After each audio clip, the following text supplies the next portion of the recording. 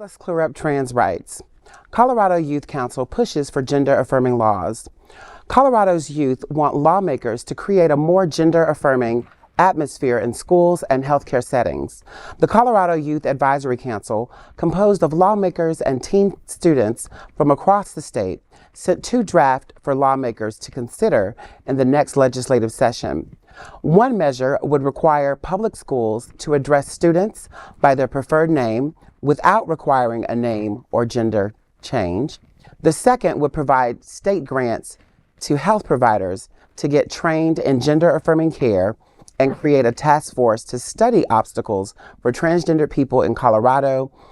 Republican state lawmakers on the panel objected to the name requirements in school, suggesting it amounts to lying to parents who won't know about their child's other name. Just sounds completely and utterly ridiculous to me. Just completely and utterly ridiculous. What I will say is what they were trying to do sounds good. Educating people about gender-affirming care and things of that nature, you can't beat it. I mean, I can't wait until these smart, progressive young people are old enough to vote and they can help to enact real change in our country. It's only a matter of years, but when they start voting, look out. Yeah. Listen, we should have hope in this story because it's led by young people. Yeah. Young people are leading the charge.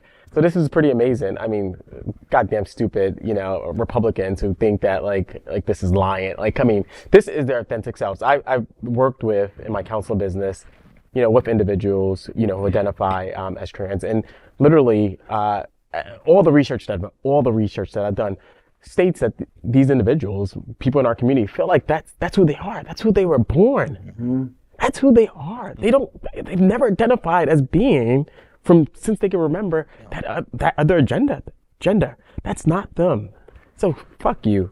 Excuse my French. Okay. Ooh. Hey, we cursing tonight. I don't know. I just get pissed. I get so pissed because I see it, and I see people, and I have to deal with people, and I counsel people, and they come to me and say, "Doc, this is who I am. This is me. And who the hell is anybody else to tell me who I am? I know who I am. I live my authentic self. I don't feel like I'm anybody else." I love a couple things I thought about when I read this story. It's basically like mock UN. Did any of your schools have that when you were like student government and, you sort of look at bigger picture issues, and they're doing it at a state level. And I think it's wonderful because it empowers kids, whether or not they end up being Republicans or Democrats. They're getting a feel for how the system is supposed to work. And in Colorado is still one of those places where it's still hanging on pretty solidly. So this is great. The other thing is that Republicans are afraid that it would be like lying to parents.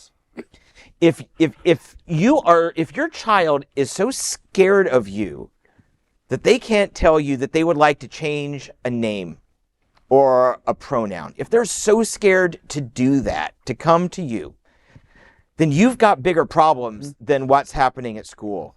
For heaven's sakes, let them have their 6-7 hours a day where they can be closer to themselves. Because, I mean, school is already a hard enough place to find acceptance, to find yourself. And if you're not finding it at home, at least let them try and have it when they're in school with their classmates. Maybe there they'll find some compassion that they're not finding at the house or the state house. As a parent, shame on you. Shame on those parents that don't accept and love their kids unconditionally. They're your fucking children. Back to cursing again. Sorry. But I get upset as a dad. I have an 11-year-old. My dad, my kid came to me and said, "Oh, Dad, I'm bi. I want to be trans. I want to change my name from Jules to Juliet." Go for it. Who cares? Who cares? Live your life. I always want you to be you, and I'm gonna love you irrespective. You are mine. That's beautiful. Period. Just wait till your child becomes a drag queen.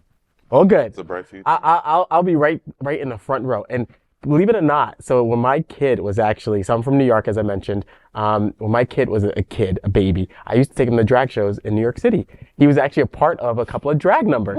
Miss Tina Burner used to have my son as a part of her number at Intermezzo in Manhattan. Oh, so yes. Goodness. Your kid probably did her makeup from what it looks like. See, it's easy to say you would support your kid if they were a drag queen, but when the first bill for the makeup and the outfits comes in, you're gonna be like, Listen, my son at 11 gets me for like $15 to $25 a day, so I'm prepared. I'm ready. Oh, that's how much his wig costs, so you're fine. Yes.